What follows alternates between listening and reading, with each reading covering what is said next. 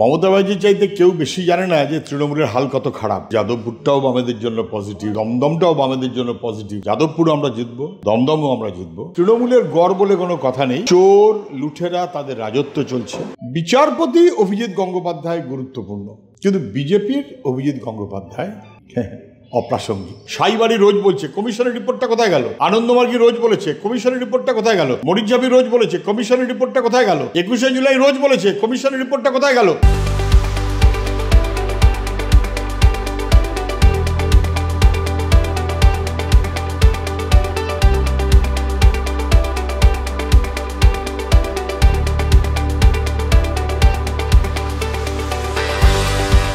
রাজ্যের লোকসভা নির্বাচনে 42 আসনের মধ্যে দমদম লোকসভা কেন্দ্র অন্যতম জায়গায় স্থান করেছে। সেই দমদম লোকসভা কেন্দ্রের সিপিএম প্রার্থী সুজন চক্রবর্তী, তিনি রয়েছেন আমাদের সঙ্গে আজ। দাদা, সংবাদ প্রতিনিধি দল আপনাকে স্বাগত। আমার প্রথম প্রশ্ন, দমদম লোকসভা কেন্দ্র খানিকটা কঠিন আপনাদের জন্য, বরাবর তৃণমূলের গড় বলা হয় একটা সময়ের পর থেকে। আপনি জেতার জন্য কি আত্মবিশ্বাসী? যদি আত্মবিশ্বাসী হন তাহলে কেন? আমি তো পরিক্রমায় বেরোচ্ছি। প্রথম কথা হচ্ছে দমদমের মানুষ সচেতন, সংবেদনশীল, সংগ্রামী। তারা বোঝেন না এমনটা নয়, তারা সব বুঝতে পারেন। আমাদের যাতে কম বোঝেন তাও নয়। যে কোনো কারণেই হোক তারা খানিকটা মনে করেছেন আচ্ছা দেখা যাক, তৃণমূল দেখেছেন, আবার দেখেছেন, আবার দেখেছেন, বিরক্ত হয়ে গেছেন। এখন বুঝতে পারছেন যে এটা একটা সর্বনাশা কাণ্ড হচ্ছে, ছেলে মেয়েদের ভবিষ্যৎ বাঁকুড়া বাজছে। চোর লুঠেরা তাদের রাজত্ব চলছে, মানুষের অধিকার কেড়ে নেওয়া হচ্ছে। আপনি লাস্ট মিউনিসিপ্যালিটি ইলেকশনে এত ভোট তৃণমূলকে লুট করতে হয়েছে কেন? ওরা যদি জয়ের জন্য আত্মবিশ্বাসী থাকতো তাহলে মিউনিসিপ্যালিটি ভোটে এত লুট করতে হতো না। 22 সালের ডিসেম্বর মাসে হয়েছে। সেই মিউনিসিপ্যালিটি ইলেকশনের আবহাওয়া দেখলেই বোঝা যায় তৃণমূলের গড় বলে কোনো কথা নেই, বরং মানুষ অপেক্ষা আছে তৃণমূলকে হারাবে, বিজেপিকে হারাবে। আমি আত্মবিশ্বাস। বহু প্রবীণ তিনি এখানকার বর্ষিয়ান রাজনীতিক সৌগত রায়, তিনি অধ্যাপক, তিনি তৃণমূলের প্রার্থী, এবং শিলভদ্র দত্ত এককালে তৃণমূলের বিধায়ক ছিলেন, তিনি আপনার প্রতিপক্ষ। তাদেরকে হারিয়ে কেন মানুষ আপনাকেই ভোট দেবে? আমার দুই প্রতিপক্ষ, আমি প্রতিপক্ষ প্রার্থীর সম্পর্কে কোনো কমেন্ট করি না। সৌগতবাবু আমার চেয়ে অনেক সিনিয়র, অন্তত বছর 15 তো বটেই। শিলভদ্রবাবু আমাদের সমসাময়িক একটু বড় কি কিছু একটা হবে। আমি দুজনকে শুভেচ্ছা জানাচ্ছি।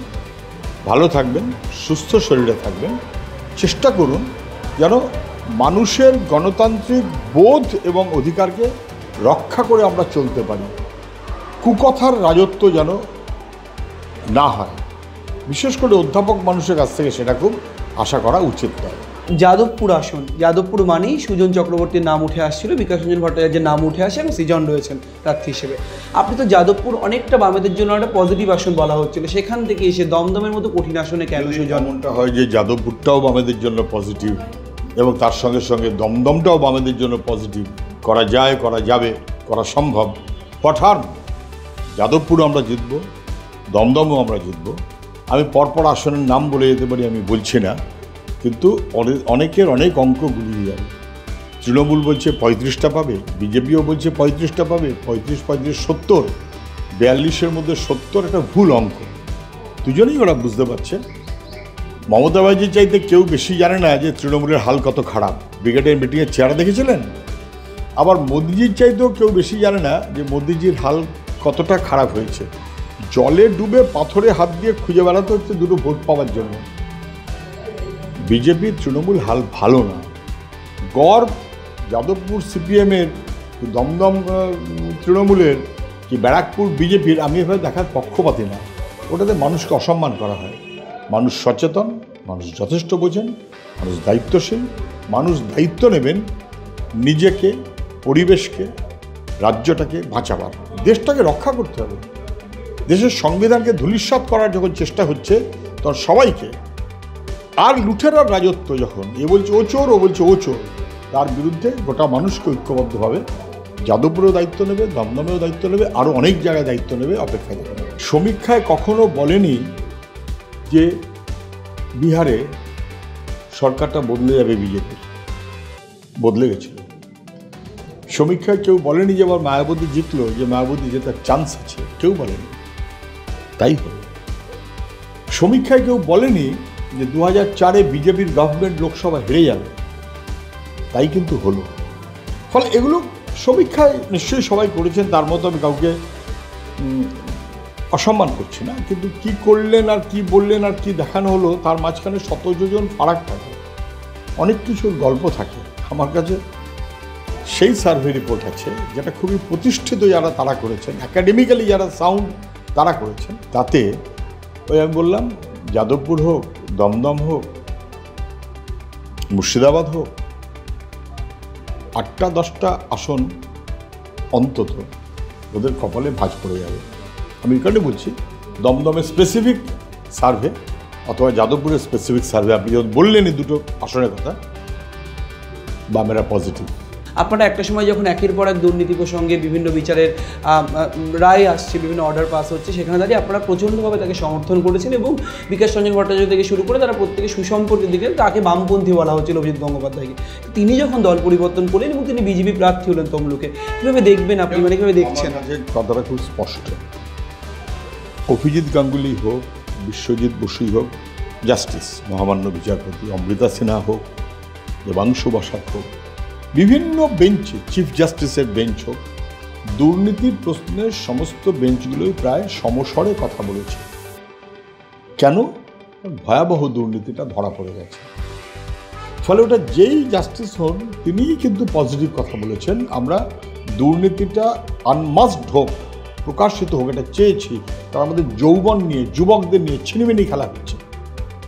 Very correct. ফলে ওটা বাকিদের ক্ষেত্রে যেমন সত্য, অভিজিৎ গাঙ্গুলির ক্ষেত্রেও তেমন সত্য। Based on the facts and the arguments ওরা যে রায় দিয়েছেন, সেই রায়টাতে দুর্নীতির বিরুদ্ধে যারা মানুষ তারা একটা ভরসা পেয়েছেন। বিচারপতি অভিজিৎ গঙ্গোপাধ্যায় গুরুত্বপূর্ণ, কিন্তু বিজেপির অভিজিৎ গঙ্গোপাধ্যায় অপ্রাসঙ্গিক। যে আপনার দলের অন্দরে সেলিম গোষ্ঠী একটা রয়েছে, একটি সুজন গোষ্ঠী রয়েছে, এই প্রশ্নটি যেমন ওঠে এবং লাল সন্ত্রাসের প্রসঙ্গ বারবার করে ঘুরে ফিরে আসে। তখন সুজনদের প্রতিবাদ করতে দেখা যায়নি, এখন সুজনরা তৃণমূল কিছু করলেই প্রতিবাদ করছে। কি বলবেন, মানে কেমন লাগে? তো কেউ গোষ্ঠী খুঁজে চেষ্টা করতেই পারেন, একবার না 100 বার চেষ্টা করতে পারেন, কিন্তু তার কোনো ভিত্তি নেই। এই ভিত্তি নেই বলাটাই আমার কাছে যথেষ্ট, এবং সেটাও যে কোনো মানুষ বুঝতেই পারবেন। কম বয়সের প্রজন্মকে সামনে আনাটা আমরা সবাই মিলে পরিকল্পনা করেই করছি, এবং এই হঠাৎ এখন করছি তা না, ধারাবাহিকভাবে করছি। বৃদ্ধ বামের তকমা যারা দিয়েছিল, তারা তকমা দেবার জন্য দিয়েছিল। যেমন 56,000 কারখানা বন্ধ বাম আমলে বলে অনেকে বলেছে, কোনোদিন সেই 56,000-এর তালিকা দিতে পারলো না। বরং আমরা তালিকা দিয়ে দিলাম যে গুজরাটের চাইতে ইনভেস্টমেন্ট পশ্চিমবাংলায় বেশি হয়েছে, একেবারে সরকারি তথ্য। এরকম নানা আমাদের বিরুদ্ধে তকমা দেওয়া হয়েছে, কিন্তু মমতা ব্যানার্জির সরকারে আসার পর 18টা কমিশন করেছে, একটা কমিশনে কিন্তু রিপোর্ট আজ পর্যন্ত প্রকাশিত হয়নি। ফলে সরকার আসার আগে তৃণমূল যা বলছিল, সরকার এসে কিন্তু সে কথাটা মান্যতা দিল না। সুভাষ চক্রবর্তী যখন বাংলার রাজনীতিতে দাপিয়ে বেরিয়েছেন, ছাত্রনেতা, এমএলএ, মন্ত্রী, তখন 30-এর গোড়ায় বয়স। গৌতম দেব 30-এর গোড়ায় বয়স। আমি নামের পর নাম বলতে পারি, বিমান বসু, বুদ্ধদেব ভট্টাচার্যরা তখন 30-এর গোড়ায়। আমি সুজন চক্রবর্তী ছাত্র ফেডারেশনের রাজ্য সম্পাদক হয়েছি, সারা দেশের সম্পাদক হয়েছি, পার্টির সম্পাদক মণ্ডলীর সদস্য হয়েছি আমার জেলায়। আমার তো 29 বছর বয়স। আমি এরকম লিস্ট ক্রমশ বাড়াচ্ছি না। মোহাম্মদ সেলিম যখন রাজ্যসভার মেম্বার হয়েছেন, কত বয়স? যারা বলার তারা বলেছেন। আমরা বরাবরই অভিজ্ঞতা এবং তারুণ্য দুয়ের মিশেল করেছি, আগেও এখনও তাই করছি। নবীন প্রবীণ দ্বন্দ্ব আপনাদের মধ্যে নেই? কখনোই ছিল না। আমার বড় লোকে পারলে প্রশ্ন করছে, আপনি দাঁড়ালেন যখন শেষমেশ, তাহলে যাদবপুরে দাঁড়াতে পারতেন। কিন্তু আমি মনে করি যাদবপুরের সৃজন ইজ দ্য রাইট চয়েস, আমি সিদ্ধান্ত করে করেছি। তারপরে আবার পরে ঠিক হলো যে না, দমদমটাও ঠিক আছে, বেশ লড়তে হবে। সো হোয়াট অ্যাবাউট দিস, এটা যে কেউ বলতে পারে। ফলে এটা তকমাটা অর্থহীন। আপনাদের সময় সন্ত্রাস নিয়ে যে প্রশ্ন ওঠে, আমাদের সময় সন্ত্রাস নিয়ে যে প্রশ্ন উঠেছিল, তা নিয়ে 1, 2, 3, 4টে কমিশন হয়েছে। কমিশনের রিপোর্টগুলো সরকার প্রকাশ করুক, তারপর উত্তর দেবো। কমিশনের রিপোর্টগুলো প্রকাশ করছে না কেন? সাইবাড়ি রোজ বলছে, কমিশনের রিপোর্টটা কোথায় গেল? আনন্দমার্গী রোজ বলেছে, কমিশনের রিপোর্টটা কোথায় গেল? মরিচঝাপি রোজ বলেছে, কমিশনের রিপোর্টটা কোথায় গেল? 21শে জুলাই রোজ বলেছে, কমিশনের রিপোর্টটা কোথায় গেল? অযথা অসততা এবং মিথ্যাচার ছাড়া তৃণমূল বিজেপির অন্য কিছু নেই। একেবারে শেষ প্রশ্ন, আপনি লোকসভায় নির্বাচিত হলেন, যদি জয়ী হওয়ার পরে লোকসভায় গিয়ে কি বলবেন, কি শুনিয়ে প্রথম মানে আওয়াজ তুলবেন? লোকসভার কাজ সারা দেশের জন্য নীতি নির্ধারণ করা, মানুষের জন্য নীতি নির্ধারণ করা, এ নিয়ে কোনো সন্দেহ নেই। এবং লোকসভায় জিতে যাওয়ার পর পশ্চিমবঙ্গবাসী তার ভবিষ্যতের কথা আমার ভাবতে হবে। রাজ্যের সরকার সহ বদলের প্রক্রিয়া করতে হবে। পশ্চিমবাংলায় যুবকদের সর্বনাশ ঘটানো হয়েছে, তাকে ব্যাক করাতে হবে।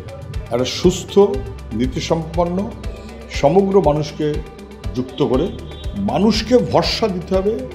মানুষের ভরসা স্থাপন করাটা আমাদের সবচেয়ে বড় কাজ হবে।